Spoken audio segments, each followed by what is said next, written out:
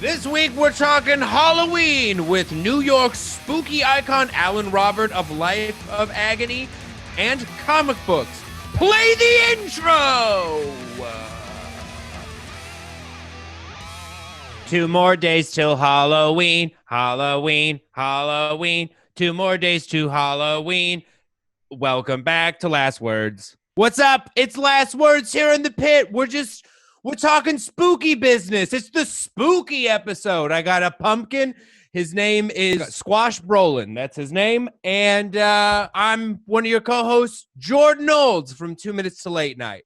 And I'm Katy Irizarry from Season of Mist and Loudwire. And my name is Coyle, guitarist of Bad Wolves, host of the X-Men podcast, and onesie enthusiast. Yeah. Hey, I'm Alan Robert from Life of Agony. He introduced himself, but yeah, our guest this week, we got Alan from Life of Agony. How's it going, man? Listen, sometimes you got to take care of yourself. You got to throw yourself out there. Being proactive. I like it. Yeah. Proactive. DIY. Alan, do you have Halloween plans? Every day's Halloween around here. I leave it to the rookies on Halloween. It feels like, I don't know, I'm spooky literally I wear a costume for work. I feel a little exhausted about Halloween. I'm like, I gotta up it. Everyone's expecting. So how do you feel about this, Katy? People think Halloween is my favorite season. And in some ways it is, but really for me, it's Christmas because Halloween for me is 365 days a year. My apartment is always decorated for Halloween. I'm always dressed for Halloween. So to me, it's like, that's the one time of year I feel like I'm cosplaying. You know, the rest of the year, like Halloween, I'm like, what? It's just another day. I'm already watching horror movies and listening to Typo Negative. Like, what's the difference?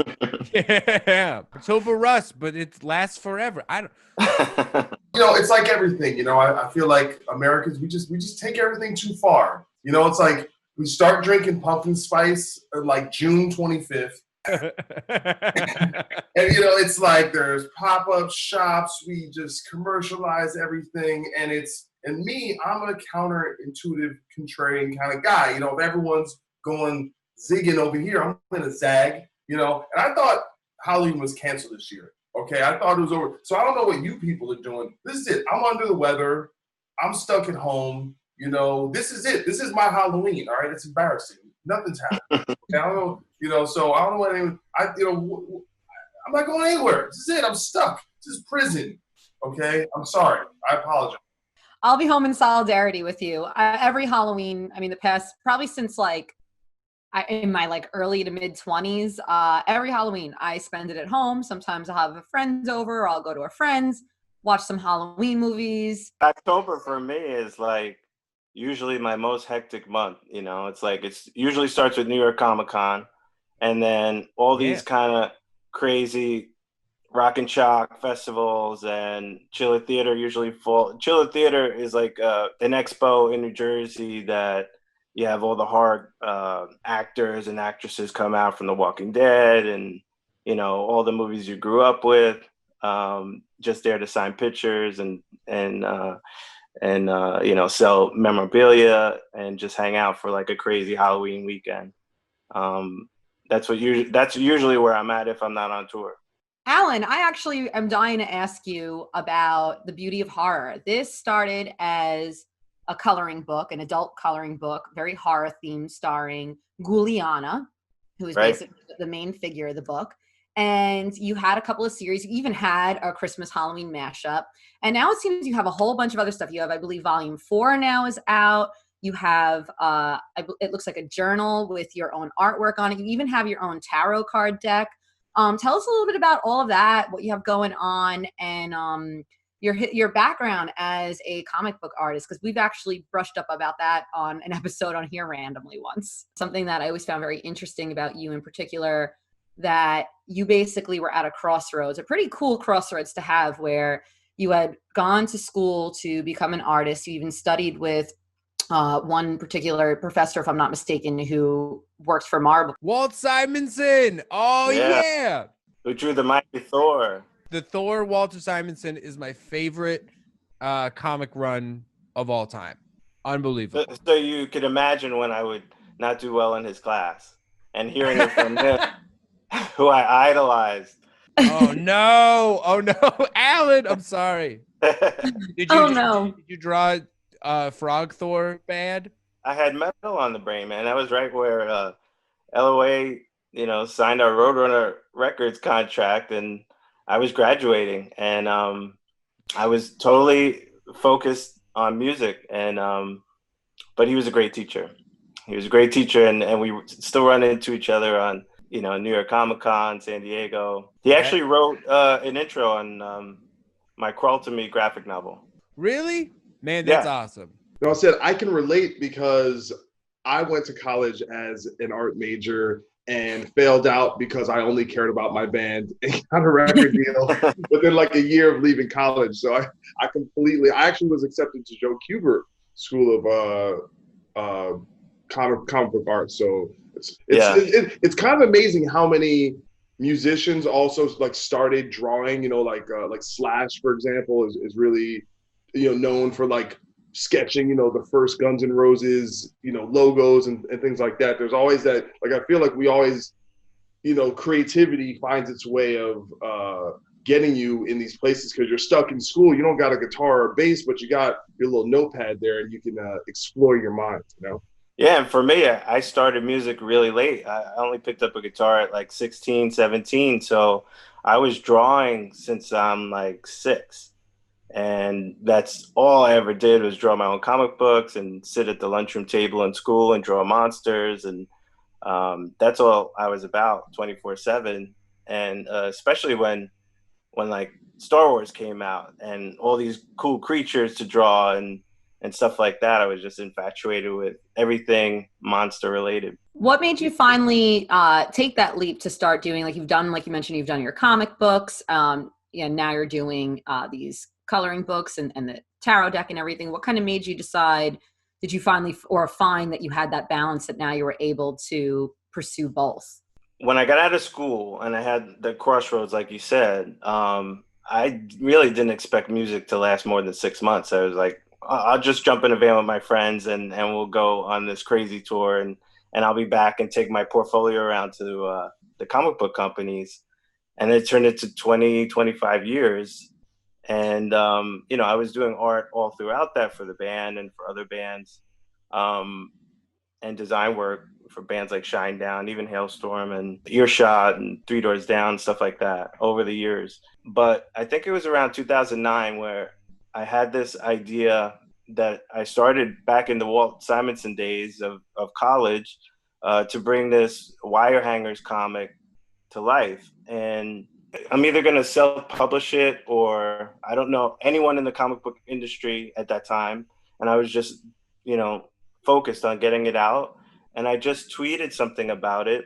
And the head of IDW Publishing was a music fan. And we started talking over Twitter. And, he sent me a bunch of IDW comics and I sent him a bunch of music.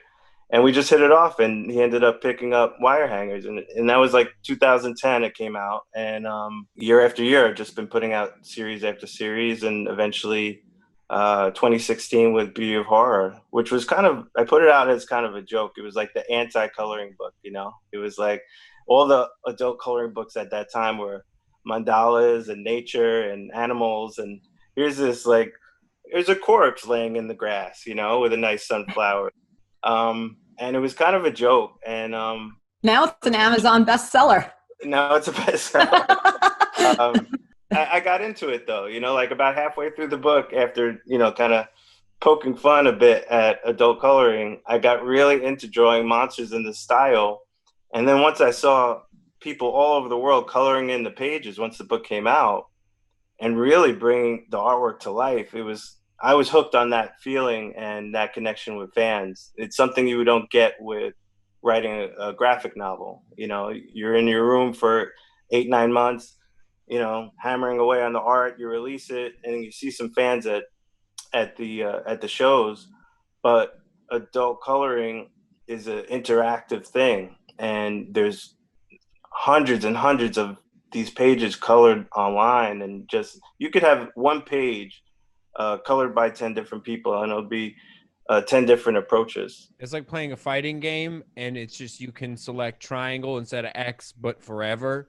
Yeah. color palette each time. It's amazing. It's amazing. And the new book just came out, Beauty of Horror 4 Creature Feature, which is every page is a parody of one of the horror movies we grew up on. And everything's in there, like, even some not so popular films, American Werewolf in London, They Live. Oh, I love that. Yeah. The American Werewolf. I love American Werewolf in London. I have an American Werewolf in London tattoo. Yeah. Right here. Yeah. I'm out, I got the y'all. little wolf. I'm out. I watched it. I was like, great creature stuff. The rest of that movie it's all right. It's all right. It's a comedy director. But it's a little too comedy. I like that. I do too. I like the cheese. Give me the cheese. I like a mix. Like Shaun of the Dead. You don't like Shaun of the Dead? I love Shaun of the Dead. Same concept. I'm just saying, if I wrote it, okay, he gets Listen up, John Landis. He gets attacked, right, by the werewolf, and then they spend like 37 minutes in the hospital, and he's like hitting on the nurse. Come on, that's not that interesting. You gotta feel. You yada yada yada through the hospital. We get to the good stuff. Come on, man. I'm just saying. Yeah, but in that scene, you have the dream within the dream scene with the werewolves. That's called padding the runtime. Dream within dream. If your movie has more than 3 dream sequences, you just lazy. You're like, I need some stuff. I need some stuff to fill this movie up. Nightmare on Elm Street is all dream sequences. Exactly. It's a movie about dreams. If it ain't Nightmare on Elm Street and it ain't Inception, stop fluffing your stuff with dreams. I'm looking at you, Sopranos. Don't build the idea of transformation. Like a horror movie is not necessarily a Halloween movie. Do you have favorite Halloween movies, Alan? Yeah, I think you're right, by the way, because like I watch The Shining anytime it comes on, but not necessarily on Halloween. Yeah, like Midsummer is not a Halloween movie. No. You know what? You're not doing that. Listen, No. if someone dresses up how the lead girl does at the end of the movie, that would be hard. That'd be a hard Halloween costume. But by the way, I think you know what's Halloweeny. Halloweeny. I didn't mean to say that. That is a movie. Basically, any Tim Burton movie, right, is like Halloween, but not horror, right? Yeah, that's true. Like Beetlejuice. I mean, I think too, there's a audience for the type of horror it is. Like as a kid, Beetlejuice is scary. Like the sandworm terrified me as a child. But now as an adult, obviously, it's more goofy than anything and just aesthetically. I would have said do some push-ups, all right? So you're fine, all right? I saw Death Wish when I was 7 years old, all right? So just toughen up. All right. Edward Scissorhands was probably the one that inspired me. I would walk around the house like this. That was mine. Beetlejuice was too far. And the witches, actually, interesting point here, because the new Witches just came out, the remake of the Witches. Zemeckis. Based on a Roald Dahl book. Yes, the Zemeckis version. Oof. And even though It's gonna be weird. it was not great as an adult, obviously these movies don't scare me anymore, but I could recognize a suspenseful element in a film. And like the original Witches, there was a lot of moments of suspense, a lot of like, will they, won't they? A lot of, is he going to get away? And you feel that tension. But in this movie, it just felt very rushed. And, my usual complaint, CGI just ruins everything now. Like The Thing, amazing movie. Like, give me that quality. Or Alien, like, give me that quality. Alien, another horror movie, definitely not a Halloween movie. It's just, right. It's just an anytime movie. Can we talk about Teen Witch real quick?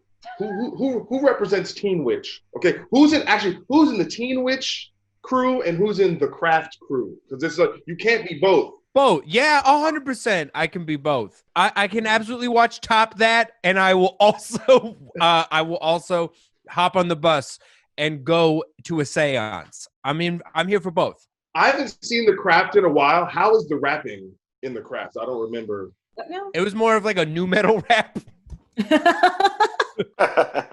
My actually favorite Halloween movie that is not a horror movie is The Crow. I'm a Crow fan because it takes place on Halloween as well. Remember, they get killed on Devil's Night, so it's very much, tied into that. But that's like, I got my Crow tattoo. I don't mess around. I know this is going to sound weird, but I fancy The Crow as more of a Valentine's movie. Like a dark Valentine kind of. I could see that little. Yeah. Yeah, no, I hear you. I'm just saying the movie doesn't take place. It doesn't take Valentine's. place on Valentine's Day, but it's romantic in nature in some way. I think it's kind of like how you pointed out the Tim Burton movies, because Batman Returns is a Christmas movie. Like that happens true. at Christmas, but you can watch that on Halloween, I guess. Well, now that my daughter is 12 years old and she grew up on like rainbows and mermaids and all this fun girly stuff, but now she like binged Stranger Things in like a week, and she's super into creepy stuff. Hell yeah! So I'm trying to get her into Pennywise and It and all that. That's cool. I'm glad to know that, like, because that was always the argument against Stranger Things was like, is this just to like revive the nostalgia in like a bunch of old dudes? But if kids are watching it and it's making them excited to watch the shit that inspired Stranger Things, then it's worth it. Yeah, so she's coming around, you know. Yeah. We're bringing that dark side into it. Yeah, I think It is a perfect kind of transition too, because it's got that element of like friends coming together against this force. So I think you're on the right path here. At least just for me personally, thinking about that, I'm like, yeah, I could see how someone could go from Stranger Things to It. Like, yeah.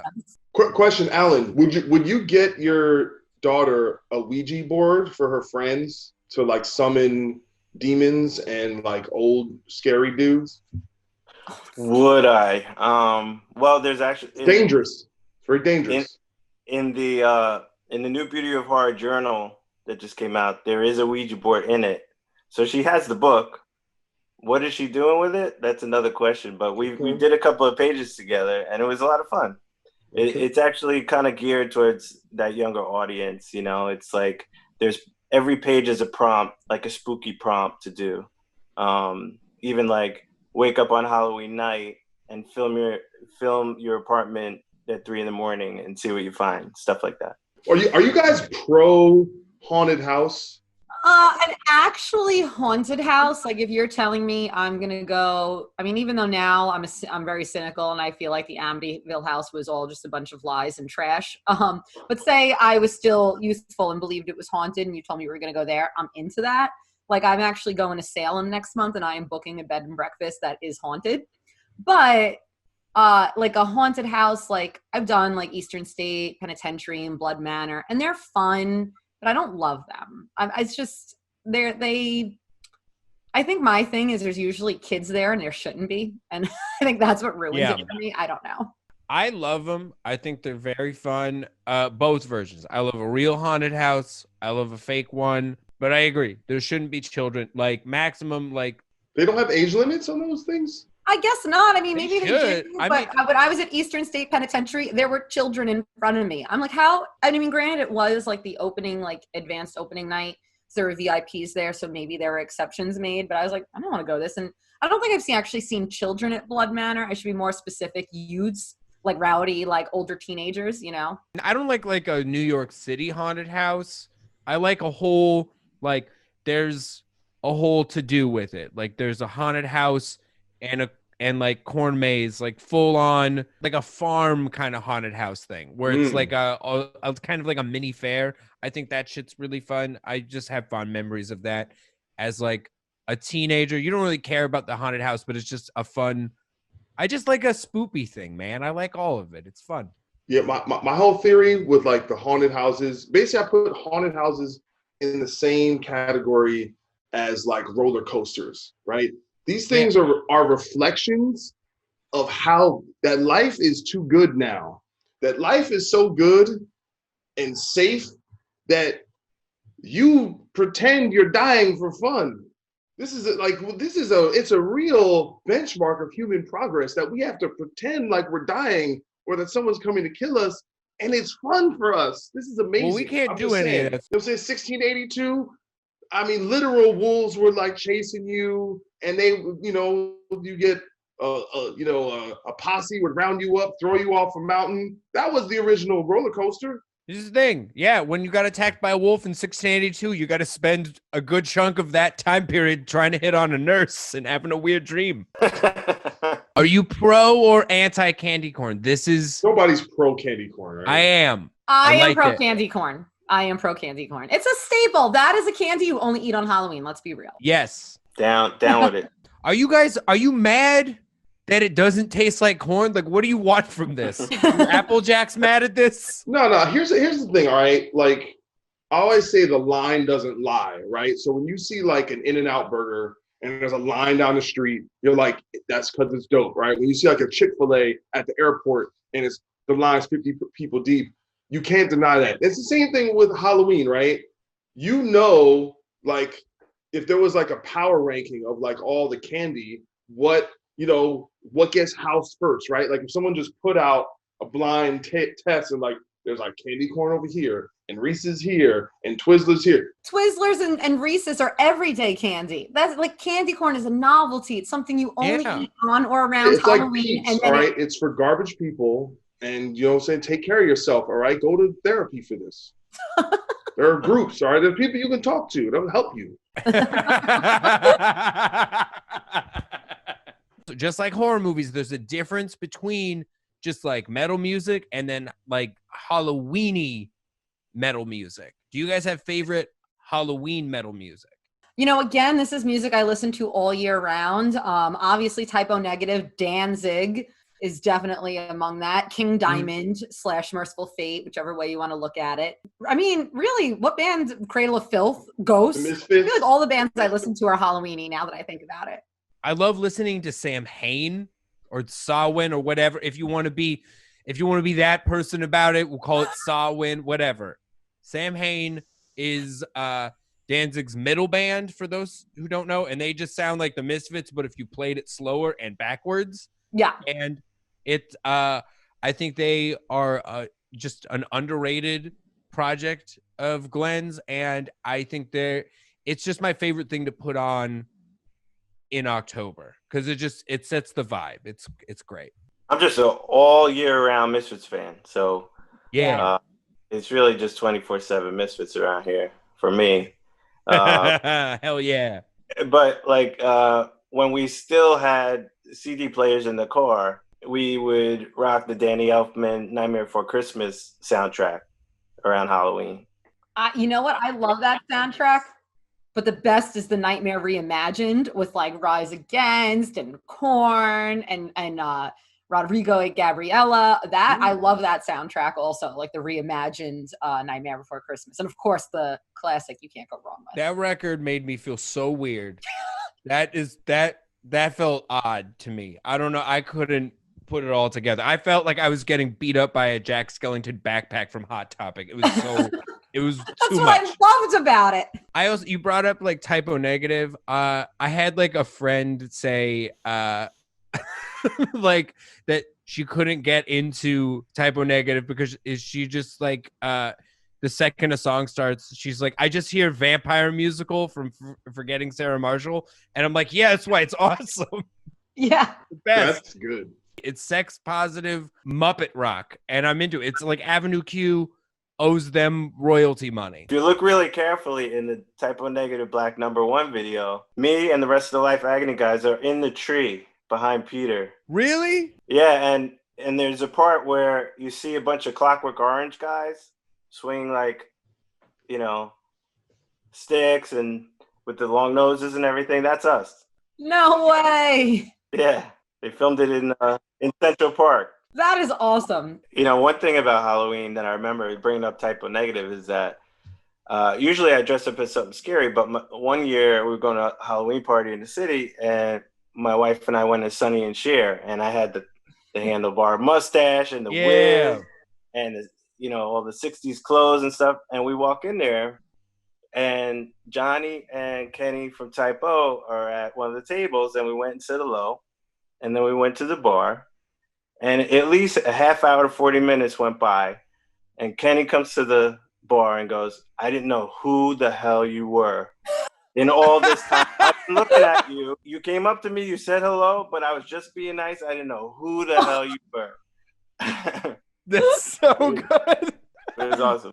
What was Kenny dressed up as? They had like Chainsaw Massacre masks and stuff like that. Of course I believe it. Yeah. Well, that does it for our spooky edition of Last Words. Alan, where can the people find you? Oh, I'm everywhere. AlanRobert.com, thebeautyofhorror.com. I don't even remember my username on Twitter and Instagram, but you'll find me. LifeAgony.com. Katy, tell the people about your social media. You can find me at Merciful Kate on Twitter and Instagram. Doc, where can people send you messages, whatever, but probably not this week? You don't feel great. You can find me hooded in a onesie on Twitter and Instagram at Doc Coyle. You can go to my website, doccoyle.net. And you can follow me at 2 Minutes to Late Night on Instagram, at 2M2LN on Twitter. Follow us on the social media at We Are The Pit. Thank you so much for watching. If you want to hear this week's album reviews of Fever 333, Ghost Main, and Pallbearer, go check out our podcast. It's the Last Words Podcast, and it's available wherever you can find yourself a good old-fashioned podcast. Hooray. We're everywhere. Go eat an entire pumpkin. I want to see someone just eat it, so just do that.